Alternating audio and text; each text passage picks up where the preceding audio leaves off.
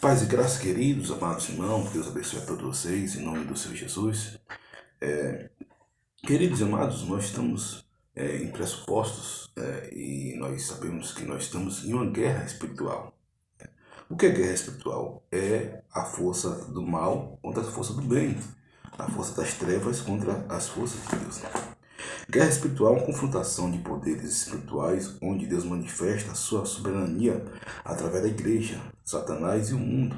O objetivo da guerra espiritual não é destruir a Satanás ou principados e potestades, senão resgatar aqueles que estão debaixo de seu domínio, rompendo todo tipo de atadura espiritual, né?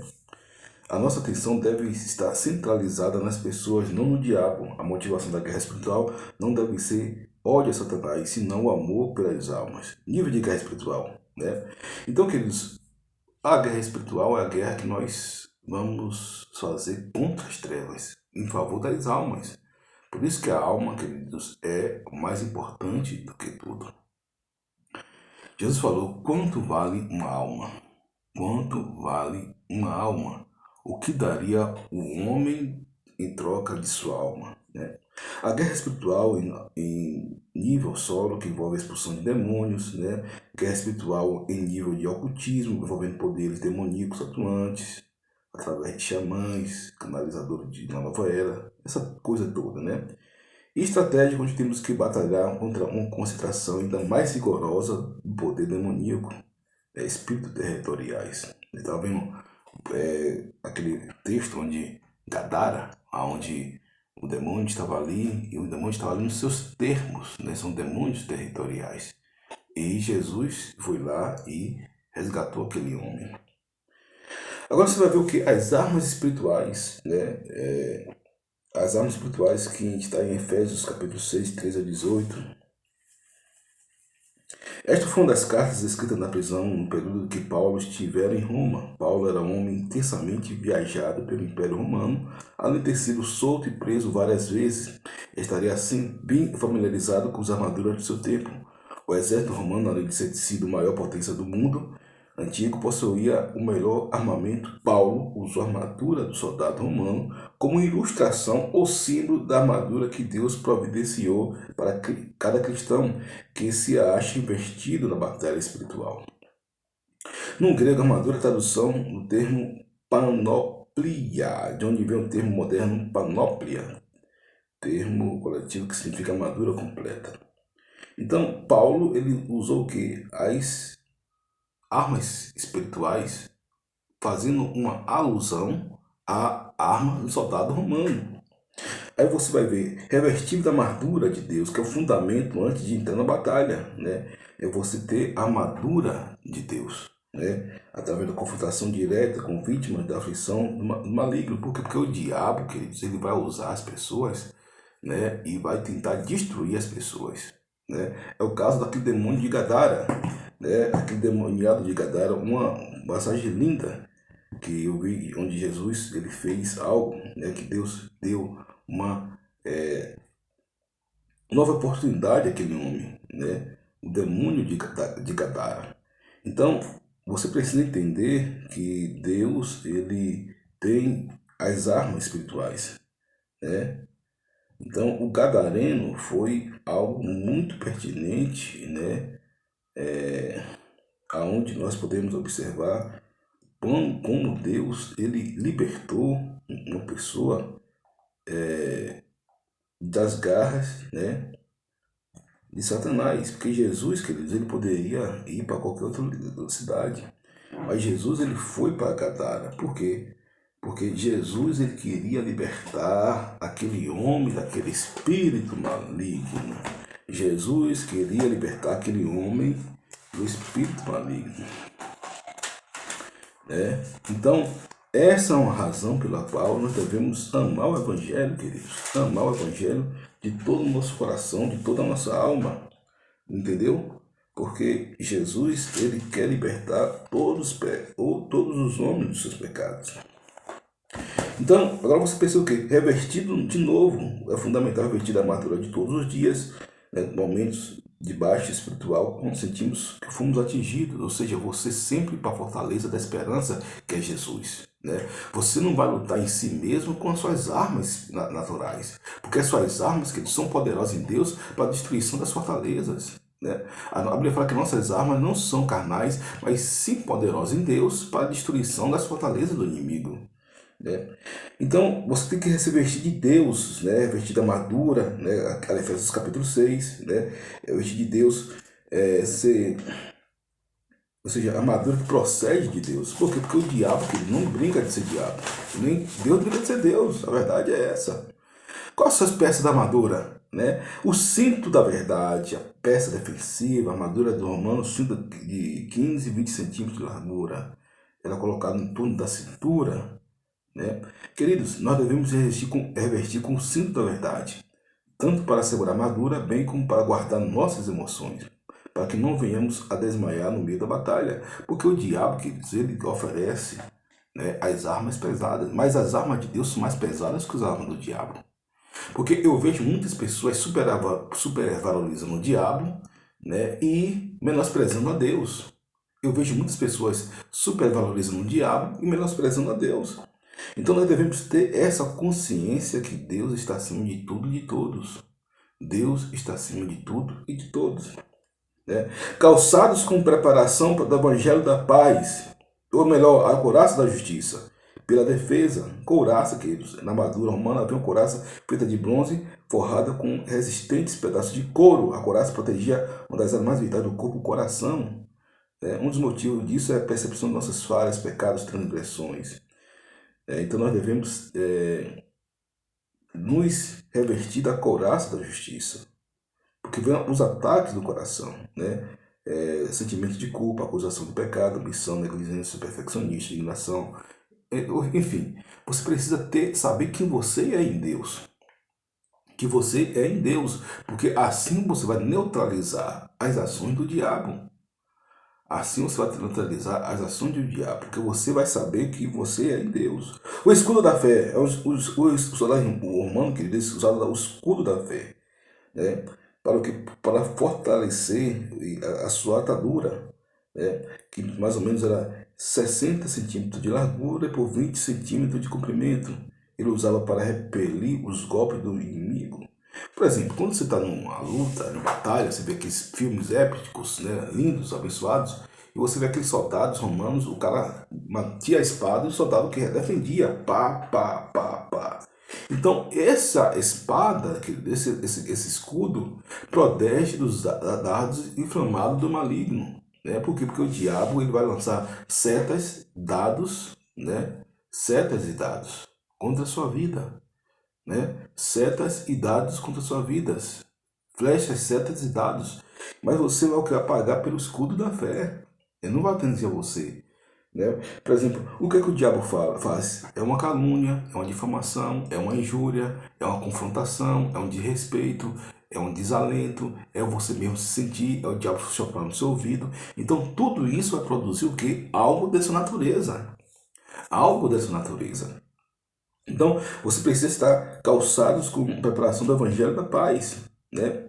Aí vem o que? O escudo da fé, o escudo ele defende, ele livra de todo mal, né? Porque qual é o escudo? A palavra de Deus. Porque Jesus combateu o diabo com a palavra de Deus. O diabo vinha de uma forma racional, Jesus pau nele. Né? Porque está escrito, se me adorares, porque se me adorares, tal, está escrito, só o seu Deus adorarás. Transforma essa pedra de pão, está escrito, não é só de pão virá homem, mas toda palavra essa boca de Deus. Está escrito que. Então Jesus combateu o diabo no raciocínio da razão, né? Advindo de um pensamento contrário à palavra de Deus. Por isso você precisa ter entendimento da palavra, queridos. Porque, queridos, por exemplo, eu sou da turma do analítico, do intelectualismo, da filosofia, né, da escrita, da leitura. Mas tem coisas, queridos, que é sobrenatural. Você não vai pegar nada disso e vai colocar em um papel que não vai adiantar nada. É como eu falei ontem, por exemplo, você pode pegar uma pessoa com transtornos, né, mentais, tudo bem, é ali. Mas se for espiritual, queridos, acabou, não tem jeito não. Você não pode inverter o polo. Você não pode perder o polo. Um cara que tem questões espirituais, psicológicas, e você chega lá e passa remédio. Não vai adiantar nada, passar remédio, passar nada disso, porque é espiritual. Tal espiritual, tal espiritual. O apóstolo Paulo já falou isso. Quando a questão é espiritual, espiritualmente tem que ser resolvida a coisa. Né? O capacete de salvação, né? É lógico proteger a cabeça, outra área que precisava de ser guardada em um golpe fatal, era a peça vital da armadura romana. O alvo do nosso Satanás é a nossa mente, queridos. Suas armas são as mentiras sutis, inteligentes, né? Do ponto de vista físico, a cabeça de um órgão é um órgão dos órgãos mais vulneráveis do homem. Suas mentiras são brilhantes, e temos pouca defesa contra eles, a não ser que conheçamos profundamente a verdade. Satanás consegue prender a mente com mentiras. Então, por quê? A mente, queridos, é onde nós devemos proteger mais. Porque aqui é o raciocínio, aqui é a cabeça, o intelecto. E você precisa o quê? É proteger com o coração da justiça, né? Com o capacete da salvação. Ou seja, eu falei aqui ontem sobre as 5 sentenças de Satanás. Então, Satanás, ele sabe que ele está condenado. Ele sabe que ele está condenado. Satanás sabe que o final dele é no lago de fogo e de enxofre. Todas as vezes que Satanás lembrar você do seu passado, lembre ele do futuro dele. Pronto, acabou. É uma tática que eu vi em vários cursos, né? Então, a espada do Espírito. O que é a espada do Espírito? É a peça de ataque. É uma peça de ataque. A espada do Espírito é uma peça de ataque. Por quê? Porque nós somos adivinhos, né, para poder guerrearmos contra as forças das trevas. Jesus falou que as portas do inferno não prevalecerá contra a igreja do Senhor. E nós devemos proceder em Deus, proceder em Cristo Jesus. Proceder fazendo a vontade de Deus e livrando as pessoas das garras do maligno. Porque, queridos, Satanás ele veio roubar, matar e destruir. Jesus veio dar vida, e vida com abundância. Jesus veio dar vida e vida com abundância. Então nós devemos ter essa consciência, essa ciência, essa questão de sermos pessoas que venham fazer a vontade de Deus a despeito de qualquer coisa. Por quê? Porque Deus se agrada com isso, queridos. Deus, ele se agrada quando nós fazemos a sua vontade. Deus, ele se agrada quando nós realizamos a sua vontade. Deus se agrada quando nós estamos na sua vontade, né? Então, são pontos importantes, né? Então, e tem a espada do Espírito, que é a peça de ataque. É uma só. Você vai ver que a peça de ataque. A peça de ataque é uma só, queridos, né? Que é a espada do Espírito, que é a palavra de Deus. Que é a espada do Espírito, que é a palavra de Deus. Né? A espada do Espírito, que é a palavra de Deus, é uma só. Né? A espada é uma arma de ataque. E a espada romana era bomba atômica da guerra antiga. Tinha uma lâmina de quase 60 centímetros de comprimento, afiada em dois gumes na ponta da extremidade. O desenho dessa espada era importante. Um legionário adestrado podia despertar e cortar qualquer posição, de sorte que ele nunca era apanhado em desequilíbrio. O soldado romano esquivava apanhando o oponente fora do equilíbrio. Ou seja, a palavra de Deus, queridos, é pedra que esmanhuça a penha, né? É martelo que esmiuça a pedra, né? A palavra de Deus, queridos, ela esmiuça a toda sorte de pecado, de ataques. Por quê? Porque a palavra de Deus é ataque e defesa. A Bíblia, queridos, é ataque e defesa. A Bíblia não é somente ataque, é ataque e defesa. A Bíblia, queridos, por isso que eu amo as igrejas tradicionais, né? Todas as igrejas, mas as igrejas tradicionais, por quê? Porque elas colocam a palavra, a Bíblia, como centro, né? Porque o diabo vai atacar, queridos. Não pense que o diabo vai ficar na dele, não, que ele vai atacar, ele vai sair da casa, ele vai se desintocar, mas quando ele vai sair, você com a espada, pá, quebra a espinha dorsal dele. Você quebra o nervo, você vai no nervo ciático do diabo. Qual é o nervo ciático do diabo? ele não resiste à palavra. Ele não resiste à palavra. Por isso que a Bíblia fala, resistir ao diabo e ele fugirá de vós. Resistir ao diabo e ele fugirá de vós. Então, essa é uma questão muito importante, pertinente, que nós devemos fazer. Estudar a palavra com livros, com conceitos, que vai nos fazer melhor, fazermos crescer na graça e no conhecimento de nosso Senhor e Salvador Jesus Cristo, né? Então, a armadura, a espada, ela é uma peça de ataque. O cidadão romano, o soldado romano, ele atacava, meu amigo. E o Paulo pegou aquela expertise, e Paulo, segundo os estudiosos, era perito em artes marciais, né?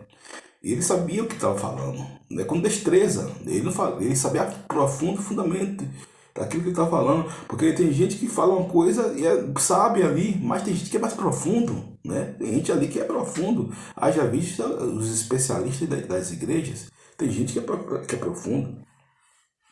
Então, queridos, e na espada do Espírito, né? E temos o quê? Algumas armas. Algumas armas a espada do Espírito não garante.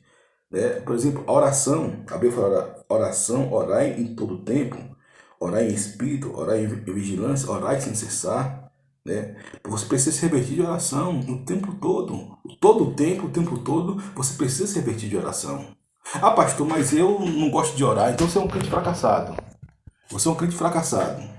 Ah, pastor, eu não gosto de orar, então você é um crente fracassado. Se você não gosta de orar, você é um crente fracassado. Né? Se você não gosta de ler a Bíblia, você é um crente fracassado.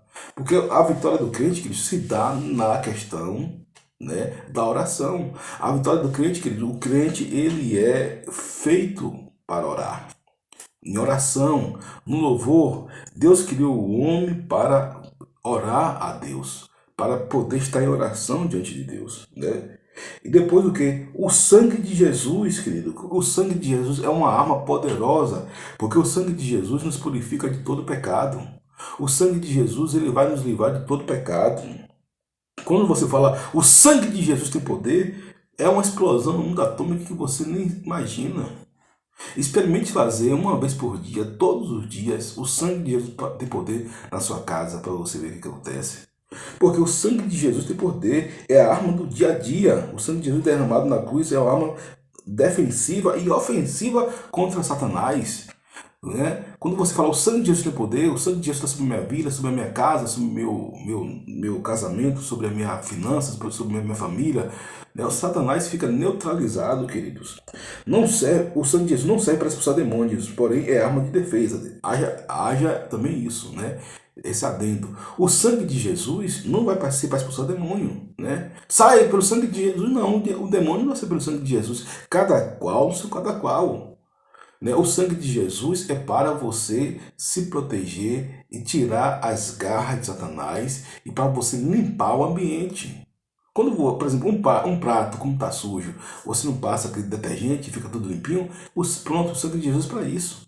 Agora, o demônio ele vai ser expulso pelo nome de Jesus. É o nome de Jesus que expulsa o demônio. O sangue de Jesus é tão somente para purificar e resvalar a segurança da palavra de Deus na sua vida, que você tem um dono. Por quê? Porque nós fomos comprados com preço de sangue. Eu e você, nós fomos comprados com preço de sangue. Nós não fomos comprados, e o sangue do Cordeiro, né? Sangue de Jesus. E a Bíblia vai dizer que nós não fomos comprados por sangue de cavalo, de carneiro, de boi, de peixe, se é que peixe tem sangue, né? De aves, né? Nada disso, nós fomos comprados pelo sangue de Jesus, que nos purifica de todo pecado. E o sangue de Jesus nos purifica de todo pecado, né? Então, perceba que você está em uma guerra, né? Uma guerra espiritual. Aí você vai usar aqui o nome de Jesus, a arma do dia a dia, é uma arma ofensiva de ataque, serve para expulsar demônios do dia a dia, serve para frustrar planos forjados do inferno contra nós. Porque, queridos, o diabo, ele planeja destruir você e a mim. O diabo, como planejou destruir Jesus, planejou destruir o apóstolo Paulo, Billy Graham, Kenneth Reagan, todo mundo. Você é um cristão, não importa se você é pentecostal, se você pula, se você grita, se você é da igreja que não bate palma, por exemplo. A minha igreja é uma igreja mais tradicional. A origem da minha igreja é uma igreja mais tradicional. Tem irmãos lá que não bate palma. Mas tinha irmãos lá, é uma igreja muito diversificada. E eu fui nesse meio, né, nesse colunho, nessa coisa boa, bebendo dessa água, né? Então, o que ocorre? Mas o diabo não vai respeitar nada disso. O que o diabo respeita é como você usa a palavra. Tem cristãos que eles sabem usar a palavra, queridos. Às vezes é um cristão que você, não, o camarada é frio. Quem disse? O camarada não fala em línguas. E daí? O camarada não sapateia. Precisa? Entendeu? Mas que fala que é uma pessoa, que é cheia do Espírito Santo de Deus. Porque não precisa você falar em línguas, né? Rodopiar, né? Se você quiser fazer isso no Espírito Santo de Deus, né?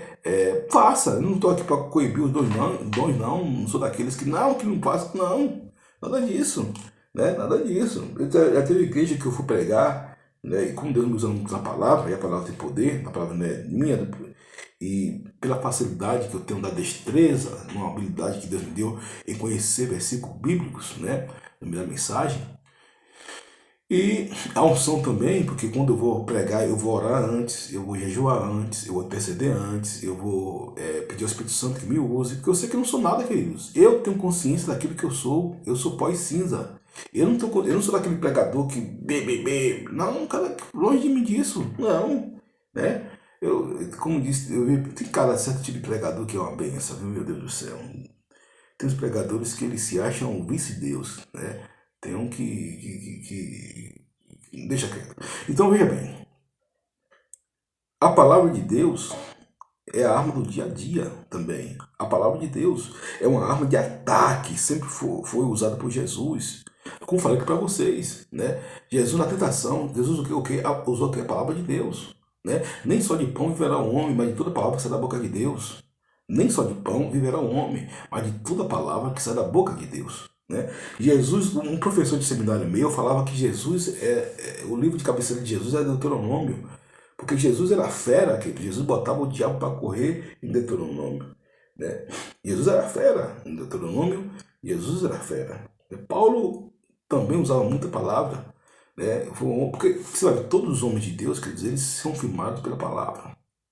Né? Porque é a palavra que gera coisa, né? Então eu escondi a palavra no meu coração para não pegar contra ti, né? Graças a Deus, dou muito graças a Deus. Por exemplo, eu e minha esposa aqui, nós amamos Bíblia. Amamos Bíblia de estudo, Thompson, aqui tem uma Thompson, aqui tem uma pentecostal, aqui tem uma Bíblia normal, aqui tem uma Genebra, enfim. Quanto mais Bíblia você tiver para você estudar, melhor. Quantos mais livros, literaturas, né, você estudar, melhor. Porque isso vai encher a palavra, de palavra.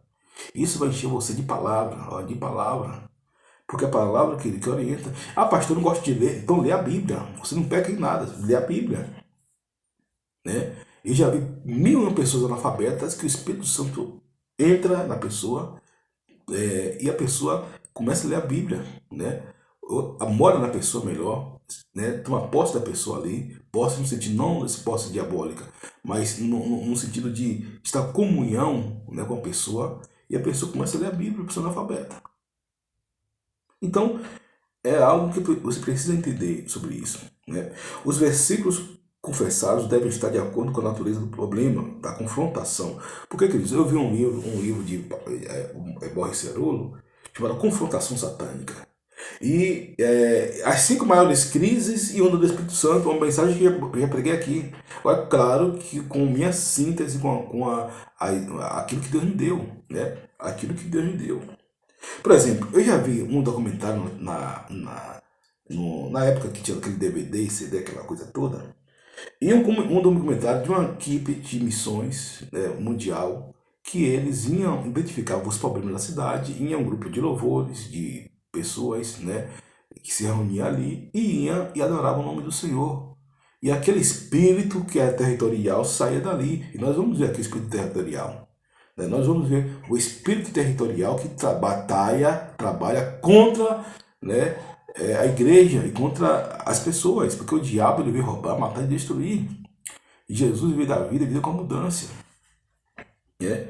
Então, o apóstolo Paulo, que foi o maior cristão de todos os tempos, né, ele discernia as coisas espiritualmente, e nós devemos discernir espiritualmente. Jesus é o Senhor de nossas vidas, das nossas almas. Jesus dispensa comentário, mas falando de um homem completamente como o apóstolo Paulo, homem igual a mim e você, né, que o apóstolo Paulo não era diferente de nós em nada, em nada, em nada, nada, nada, nada. Então, o apóstolo Paulo, ele discernia espiritualmente. Então, nós devemos pedir o discernimento de espírito. Porque essa é uma das razões que muitas igrejas andam apanhando, muitos irmãos andam apanhando, muitas pessoas estão apanhando das trevas. Por quê? Porque não discernem o espírito. Agora, significa dizer que o discernimento de espírito, que para mim é uma das maiores armas de todos os tempos da igreja. Meu amigo, o discernimento de espírito agora, porque você vai ver, por exemplo, olhando esses tutoriais cristãos, a gente vai ver muitos pregadores, o cara prega bem, o cara fala bem, o cara tem todo estereótipo, mas sempre há algo que esse cara apronta. O cara, porque, por exemplo, eu chamo um pregador para vir para cá, para pregar na minha igreja. O cara prega, o cara vai pregar que eu vou me converter 1000 vezes. Ele vai fazer o apelo, eu vou me converter. Eu que sou crente, um bom sentido, irmão, desculpa a palavra aqui, um macaco velho, né, no evangelho, né, já escolado, eu, não é que eu vou cair na lábia dele, mas a conversa dele é tão bonita que eu vou me converter 1000 vezes, né? Agora, o dom que Deus deu a ele, só que ele é reprovado naquilo que ele faz. Ele é reprovado, porque muitas das vezes, não tenho nada contra esse pregador. Eu sou um pregador, eu sou um pastor, queridos.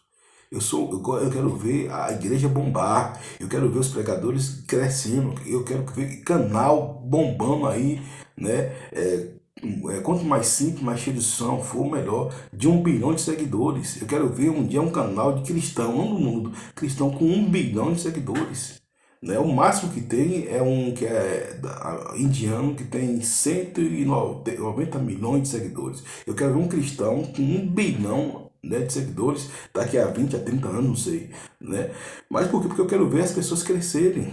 Eu, não, eu tenho uma tese, eu vim de escola dominical, queridos. Minha vida toda foi escola dominical.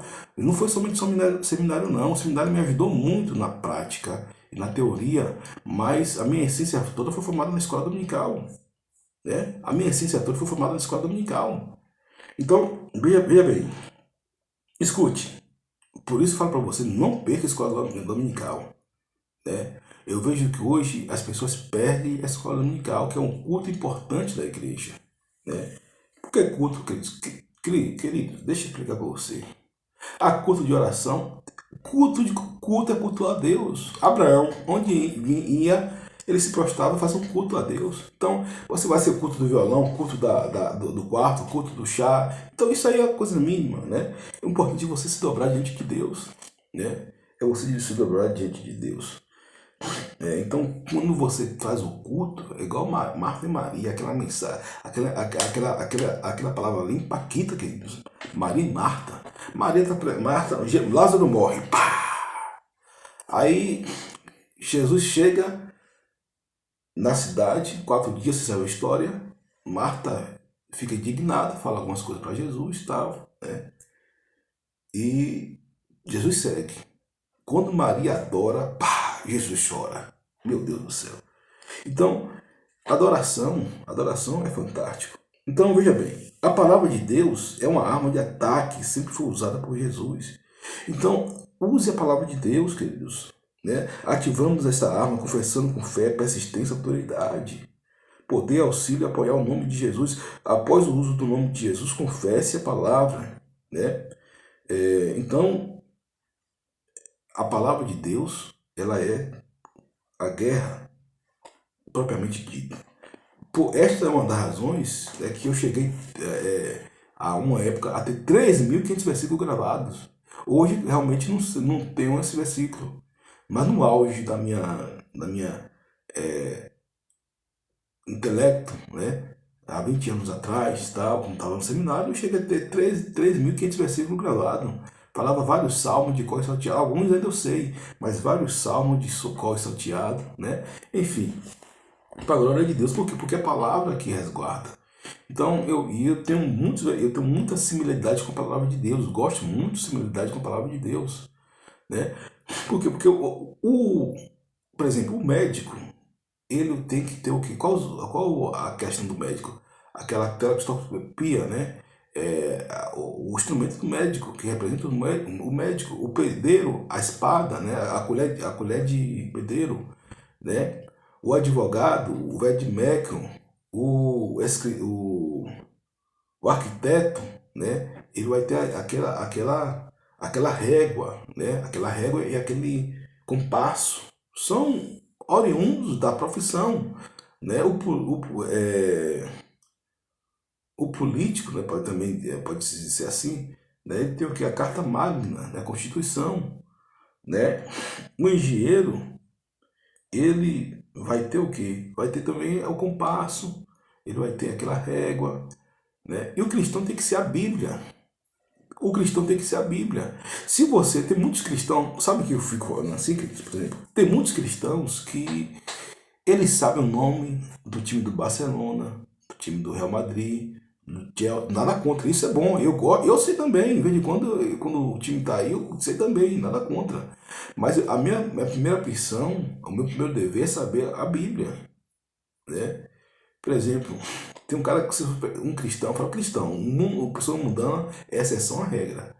Se você perguntar a alguém, vem cá fulano, qual o nome do time do Brasil? O cara, qual o nome dos dois discípulos? Não sabe, né? Não sabe. Aí vai dizer que foi, aí vai dizer que foi. E quando sabe, né, dois ou três, né, Pedro, Tiago e João, acabou, né? Isso é bom você saber? É bom sim, queridos. Por exemplo, tem muitos crentes já velhos na fé que não sabem que pensa que Natanael foi discípulo e Natanael não foi discípulo. Natanael não foi discípulo, entendeu? Natanael é absoluto, não. Lucas foi discípulo, Lucas também não foi discípulo. Lucas não foi discípulo, não. Lucas foi médico que acompanhava ali, né, a Jesus. Mateus, né, Marcos, Lucas, João, né? Desses daí, só Mateus Levi, né?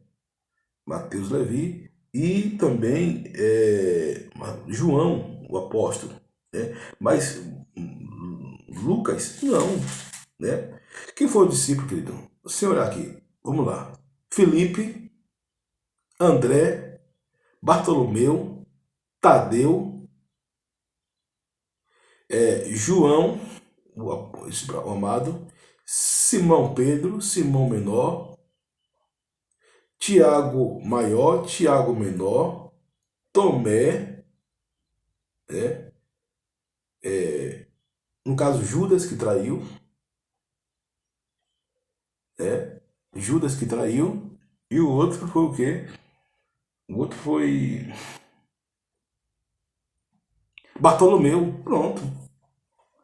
São os discípulos de Cristo, né? Os discípulos de Cristo.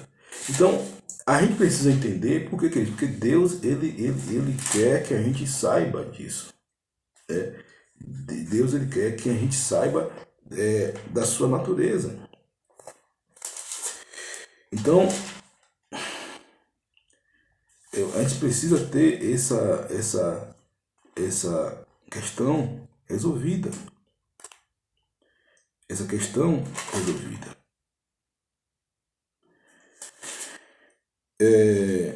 Mas, pois bem, então, perceba que Jesus, ele chamou discípulos, né? Por exemplo, Bartolomeu, ninguém sabe que Jesus era discípulo de Jesus, é um pouco que ninguém sabe, né? Bartolomeu, mas era discípulo de Jesus, né? Então, mas outros discípulos não, né? Aí você vai ver aqui, por exemplo, então é bom você conhecer a palavra. Em resumo, é bom você conhecer a palavra. É bom você conhecer a palavra. É bom você ter a questão da palavra, né? É você se conhecer a palavra.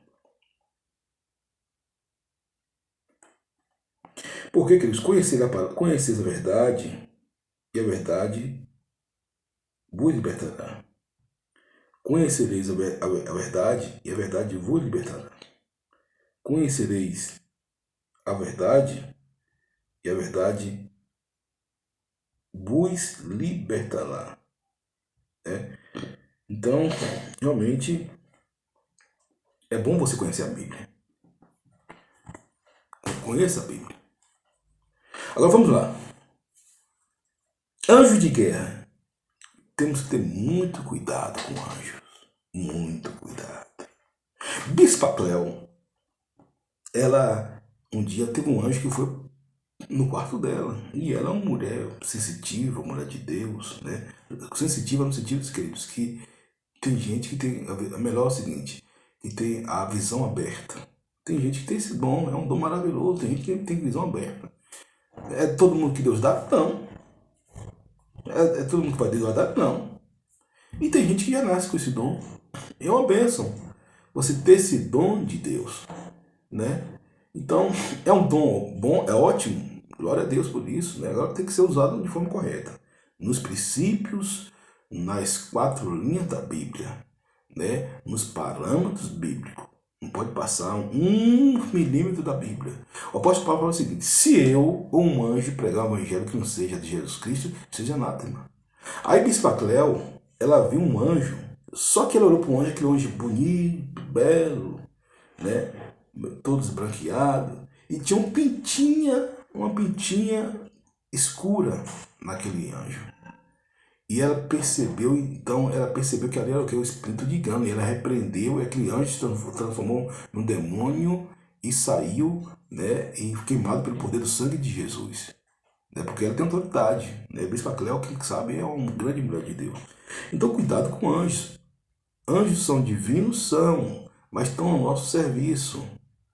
Né? Cuidado com a adoração a anjos. Por exemplo, teve uma igreja que fui pregar. Eu falei, glória ao Pai. O povo, amém. Glória ao Espírito Santo. Aleluia. E eu de cá pregando, olhando, pensando tudo, né? Glória a Jesus. Amém.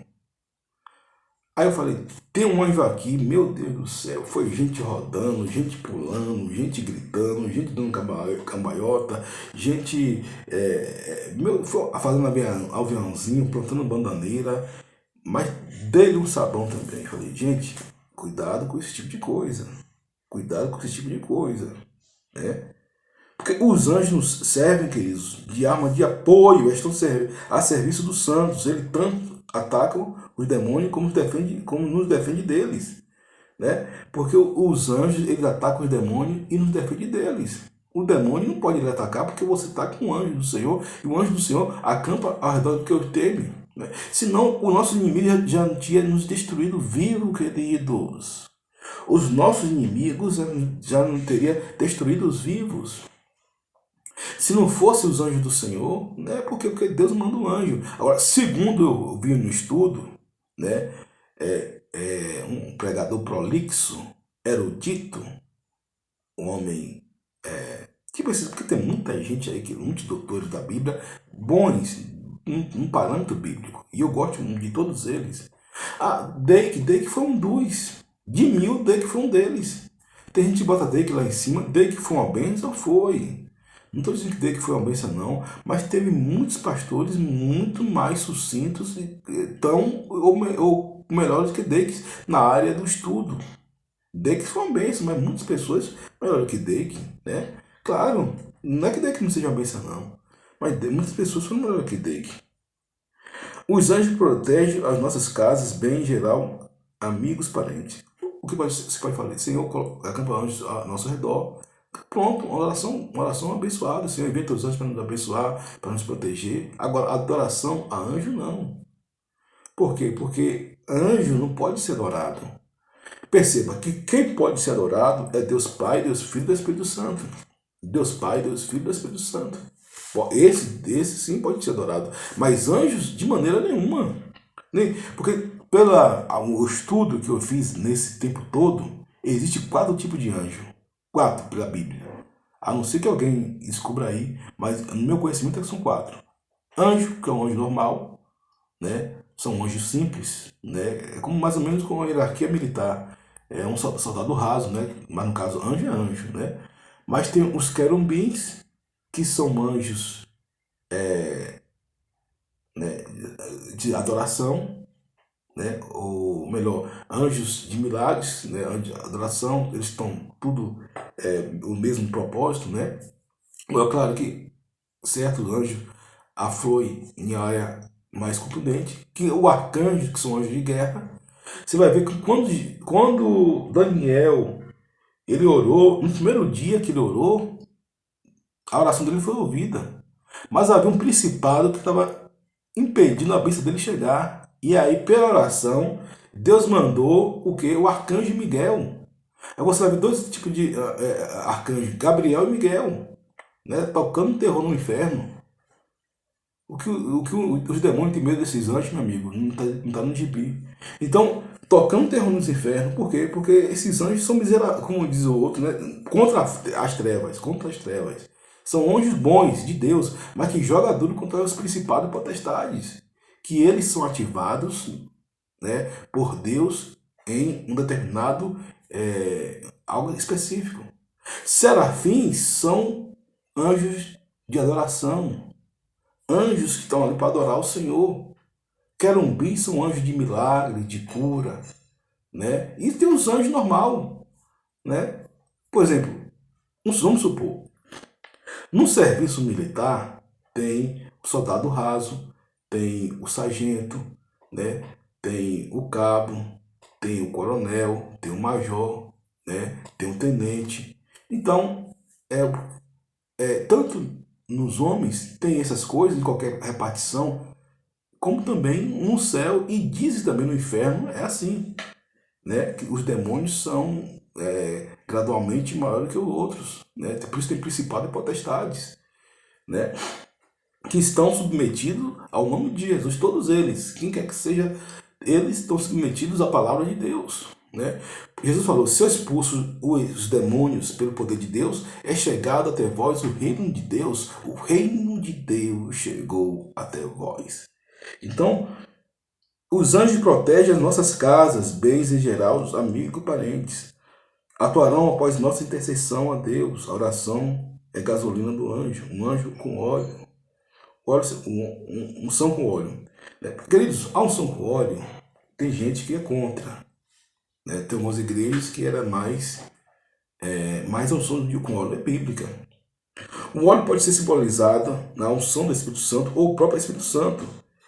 Por exemplo, quando algo tem emperrado na sua vida, algo na sua casa, uma porta, uma janela, algo dessa natureza, você bota um óleo, desemperra na hora, não é isso? Facilita ali. Às vezes tinha uma porta mesmo, eu vi uma história de uma mulher que estava num quarto de hospital e ranzia aquele dente, aquela porta.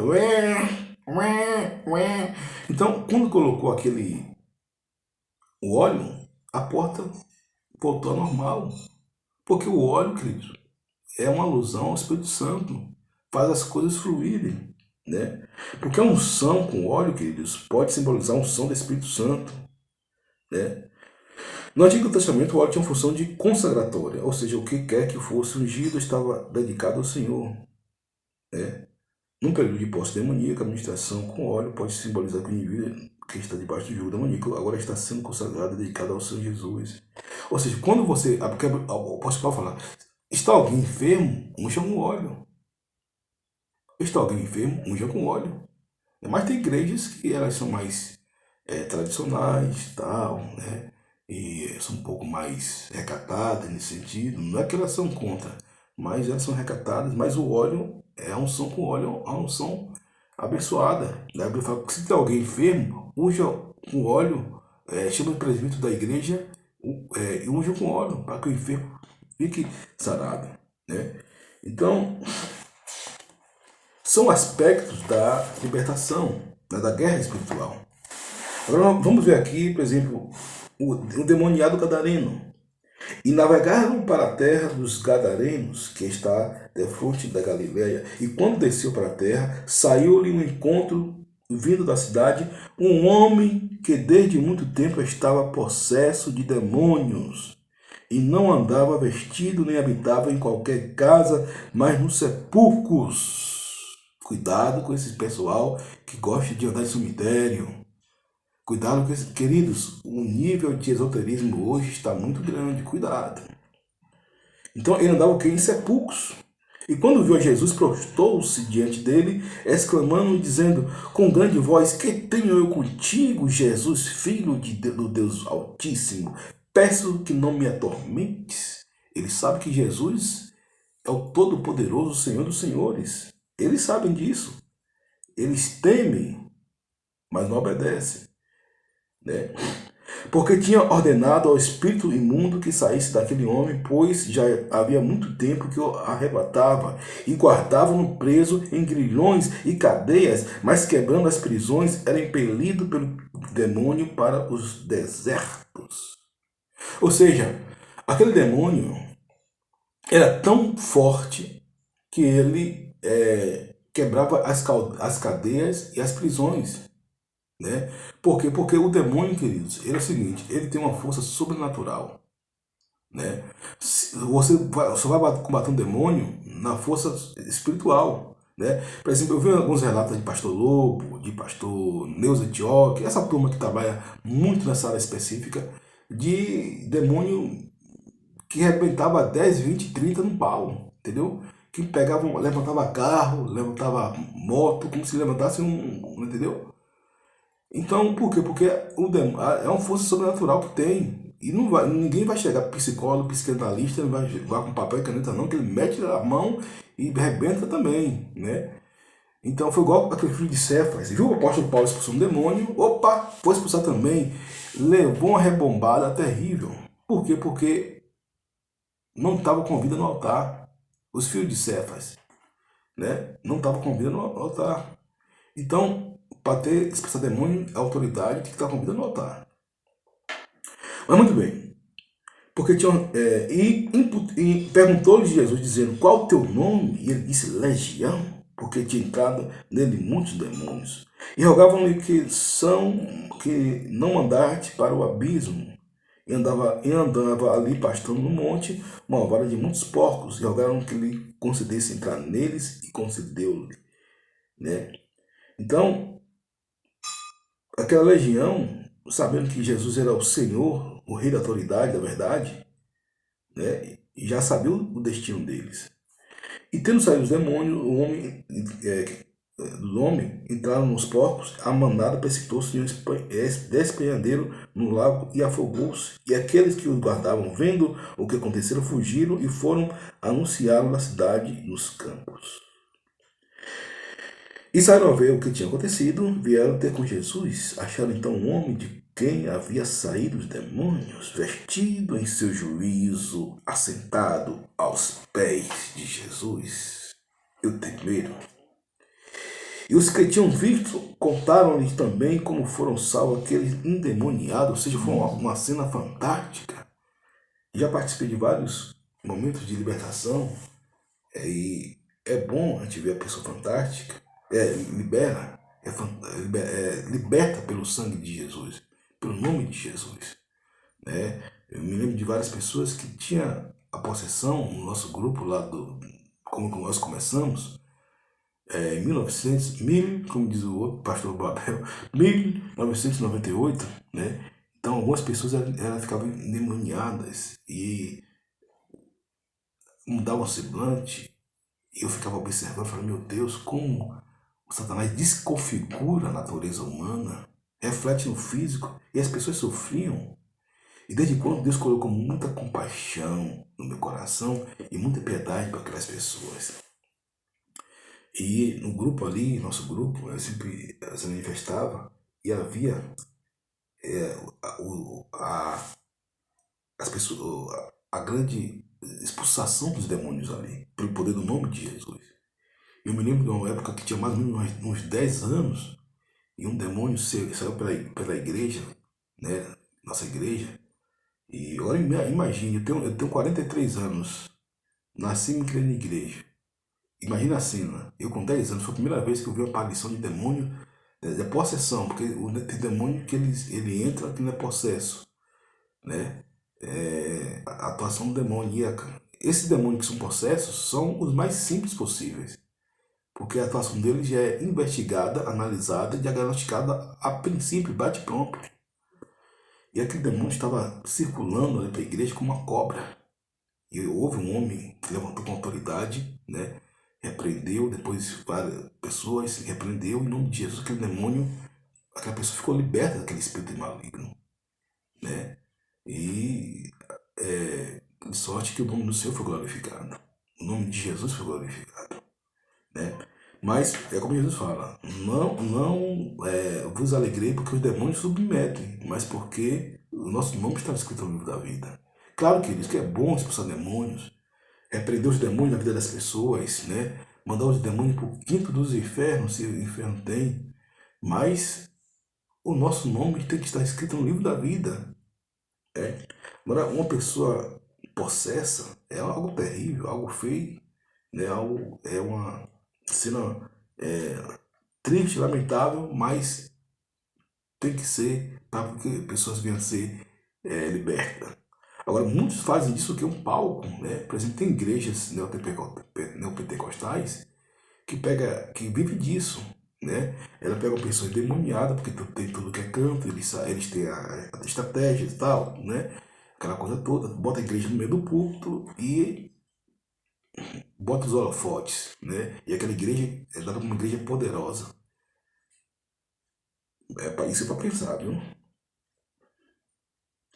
E os que tinham visto contaram-lhe também como se fora salvo aquele endemoniado. E toda a multidão da terra, dos gadarenos ao redor, lhe rogou que se retirasse deles, porque estavam possuídos de grande temor. E, entretanto, ele no barco voltou, né? Tem uma tradução que fala, rogou que se retirasse dos seus termos. Por quê? Porque os porcos eram fonte de renda, só que os porcos eram imundos. E Jesus fez uma limpeza não somente daquele homem, porque Jesus não dá ponto sem nó. A limpeza de Jesus foi uma limpeza na cidade, porque naquela época os porcos eram considerados animais imundos. Quando foi que Deus santificou os porcos, pastor?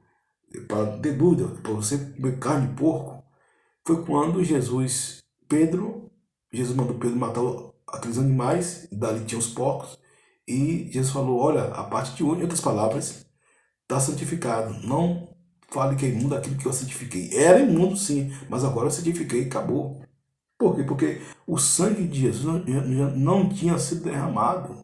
Gente, vamos raciocinar. Isso é raciocínio espiritual. O sangue de Jesus não tinha derramado, por isso que os porcos eram considerados imundos, a carne de porco. Por exemplo, respeito, pastor, mas tal igreja não come carne de porco. Respeito, né? Por exemplo, tem gente que não gosta também de comer carne de carneiro.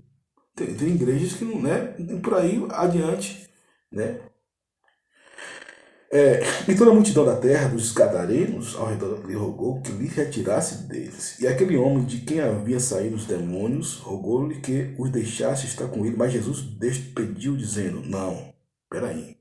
Você tem uma família, você tem uma esposa, você tem filho, você tem mulher, você tem parente. Peraí, um momento. Torna a tua casa e conta quão grandes coisas te fez Deus. E ele foi apregoando por toda a cidade quão grandes coisas Jesus tinha feito. Jesus devolveu a dignidade, restituiu, restaurou, reconstruiu, ressignificou, reconfigurou. Todos esses réis que vocês que me sabem, que me ouvem, Jesus fez na vida daquele homem. E aquele homem, naquela cena terrível, se tornou um grande homem de Deus. Porque ele queria ir com Jesus. Jesus não. Para algumas pessoas, Jesus, querido, ele tem um senso de equilíbrio muito grande. Por exemplo, o cego Bartimeu. A Bíblia fala assim, que largou a capa e seguia Jesus de estrada fora. Jesus falou, pode vir, né? A samaritana, Jesus falou, volte lá e pregue lá para a turma lá. Madalena seguia Jesus. Esse demoniado, não vou com você, Senhor Jesus, não. Você vai pregar aqui para o povo ouvir. Então, é um senso de discernimento que Jesus tinha da coisa, né? Por isso que eu falo que hoje, queridos, o discernimento espiritual ele tem que ser avante. E tem algumas questões que são questões teológicas que só vamos saber lá na glória. Por exemplo, Deuteronômio 29 diz que as coisas reveladas são para Deus, as não reveladas, as coisas não reveladas são para Deus e as reveladas são para o homem. Tem coisas que Deus só vai revelar lá na glória, acabou. Não adianta você estudar a Bíblia, não adianta você estudar a escatologia para querer saber, você vai ter uma ideia, né? Se você dar 1000 livros de escatologia para mim, eu vou ler todos os livros, 1000, mas eu sei que não vou ter resposta concreta, porque só no céu eu vou saber desse tipo de coisas, né? Porque compete a mim apenas entender o processo para poder explicar, né? Como estou na frente de obra, eu sou pastor, eu sou pregador do evangelho, né? Eu sou ministro de Deus, eu sou evangelista, eu sou, né? Como quer que, né? Eu tenho que pregar o evangelho e eu tenho que saber, né? Para o que? Para poder falar do amor de Deus, falar da graça de Deus, né? Então, queridos, e esse homem voltou. Aí você vai ver tudo aquele batalha espiritual, nós vemos aqui, ó, né? Então, estamos na guerra espiritual, queridos. A guerra espiritual não é vencida na carne, mas é vencida no espírito, né? Por isso que eu falo, não andei na carne, né? Porque a carne milita contra o espírito milita contra a carne. E com isso, queridos, estou dizendo que você vai ser um ET, que você não vai fazer as coisas, né? Que você vai ter suas aptidões, que você vai ficar informado com a cara na Bíblia, né? O tempo todo, né? O tempo todo, tal, né? Como a gente vê aí, por exemplo, algumas figuras, eles não reconfiguram, né? O cara chega no padaria, me dê um real de lá machara, canta lá, maná. Aí, para pessoas ímpias. Então as pessoas precisam se ressignificar. Porque guerra espiritual não é isso. Guerra espiritual você faz uma guerra de alto nível. É você saber que você é em Cristo Jesus.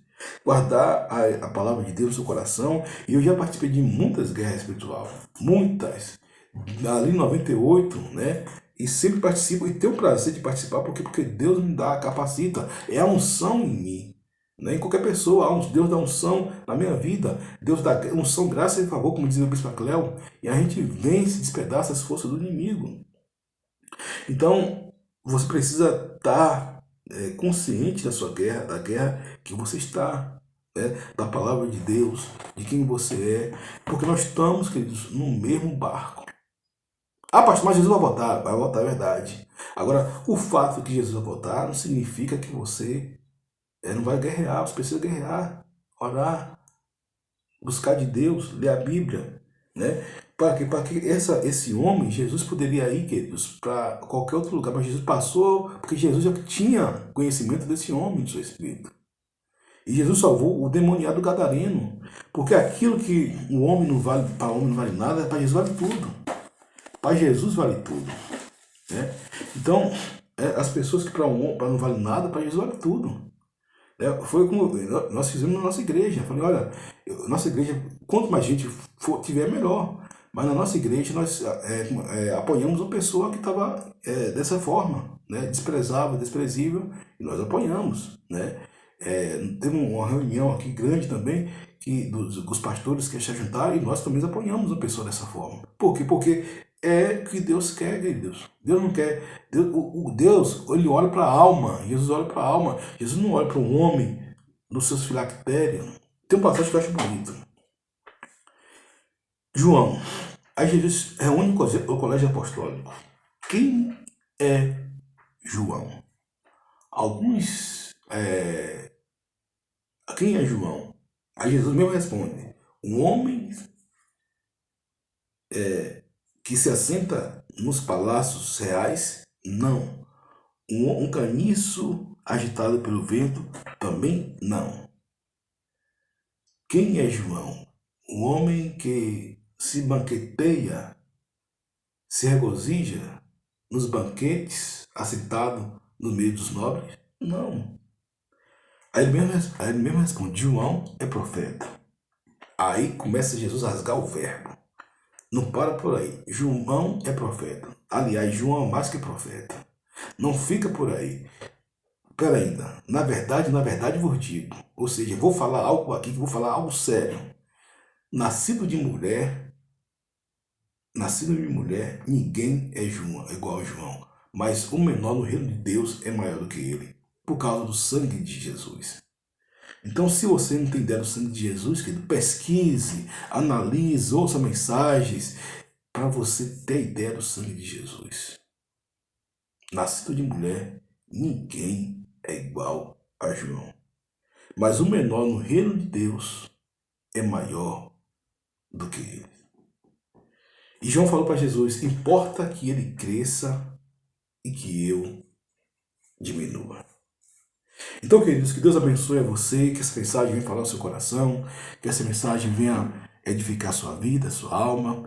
Compartilhe, comente. Se tiver alguma dúvida bíblica, escatológica, espiritual ou eclesiástica, mande para nós e nós vamos responder com todo amor, com todo carinho. Um forte abraço, seu amigo e pastor Oséias Silva.